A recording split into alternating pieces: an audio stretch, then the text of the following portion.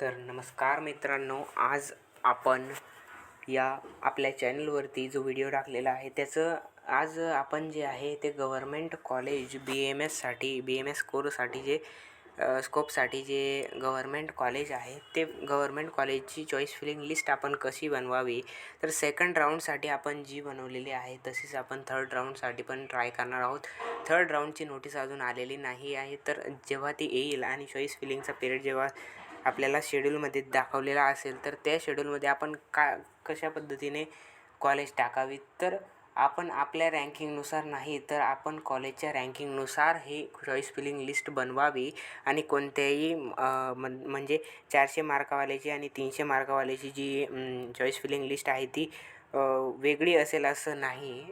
तर काही अंशी म्हणजे दोन्हींच्या मुद्द्यानुसार ते त्याच्यामध्ये बदल करू शकतात. जसं की माझ्या समजा एक जो विद्यार्थी आहे तो संभाजीनगर जिल्ह्यामध्ये राहतो, तर तो त्याच जवळचे जे कॉलेजेस आहेत तो सिलेक्ट करणार किंवा चॉईस फिलिंगमध्ये त्यांना वरती ठेवणार की जेणेकरून ते त्यांना अलॉट झाले पाहिजे. असं हा विचार काही काही विद्यार्थी करू शकतात. काही काही विद्यार्थी म्हणतात की आम्हाला एज्युकेशन 1 नंबर पाहिजे, किती पण दूर जावं लागलं तरी काही हरकत नाही. तर मग प्रत्येकानुसार चॉईस फिलिंगची लिस्ट आहे ती बदलत जाते. तर आपण BMSची जी चॉईस फिलिंग लिस्ट आहे ती 2 व्हिडिओमध्ये शिकणार आहोत. तर पहिला व्हिडिओ जो आहे तो गव्हर्मेंटचा असेल आणि दुसरा व्हिडिओ जो आहे तो प्रायव्हेट कॉलेजेसचा असेल. आणि जर तुम्हाला ही PDF पाहिजे असेल तर ती PDF ही आपल्या टेलिग्राम चॅनल किंवा व्हॉट्सअप चॅनलवरती पाठवली जाईल, तर तुम्ही नक्की ते बघू शकता. ओके, तर चला. RA पोद्दार म्हणून एक कॉलेज आहे नवी मुंबईमध्ये, खारघर नवी मुंबईमध्ये. तर तिथं ते आहे 1 नंबरला, त्याला आपण ठेवलेलं आहे. फी पण इथं दिलेली आहे, ते पण आपण बघू शकता. 2 नंबरचं कॉलेज आहे तिलक आयुर्वेदिक महाविद्यालय पुणे.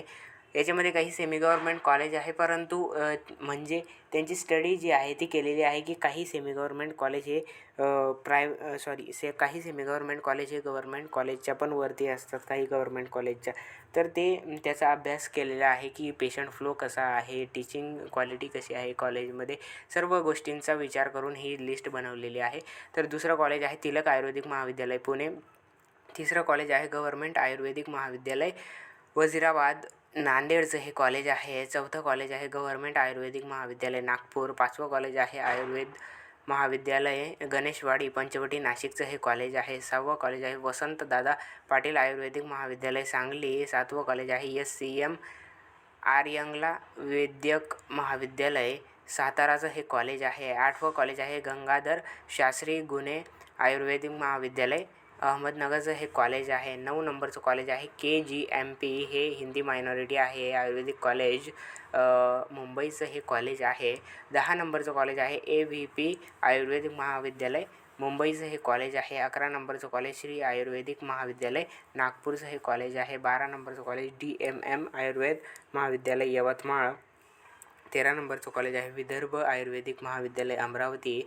14 नंबरचं कॉलेज आहे RT आयुर्वेदिक महाविद्यालय अकोला. याची फी पण आपण बघू शकतात, PDF मध्ये दिलेली आहे किंवा ही PDF आपण डाउनलोडही करू शकता टेलिग्राम चॅनलवरनं. ओके, तर 16 नंबरचं कॉलेज 15 नंबरचं कॉलेज आहे श्री गुरुदेव आयुर्वेदिक कॉलेज मोझारी अमरावतीचं हे कॉलेज आहे. 16 नंबरचं कॉलेज आहे भाईसाहेब सावंत आयुर्वेदिक महाविद्यालय सावंतवाडी सिंधुदुर्गचं हे कॉलेज आहे. 17 नंबरचं कॉलेज आहे SGRA जैन मायनॉरिटी आहे आयुर्वेदिक कॉलेज सोलापूरचं हे कॉलेज आहे. 18 नंबरचं कॉलेज गव्हर्मेंट आयुर्वेदिक कॉलेज जळगावचं हे कॉलेज आहे. ओके, 19 नंबरचं कॉलेज आहे KVT रणधीर आयुर्वेदिक महाविद्यालय बोराडी धुळेचं हे कॉलेज आहे. 20 नंबरचं कॉलेज आहे गव्हर्मेंट आयुर्वेदिक कॉलेज बारामतीचं हे कॉलेज आहे. 21 नंबरचं कॉलेज आहे गव्हर्मेंट BMS कॉलेज आहे उस्मानाबाद धाराशिवचं हे कॉलेज आहे.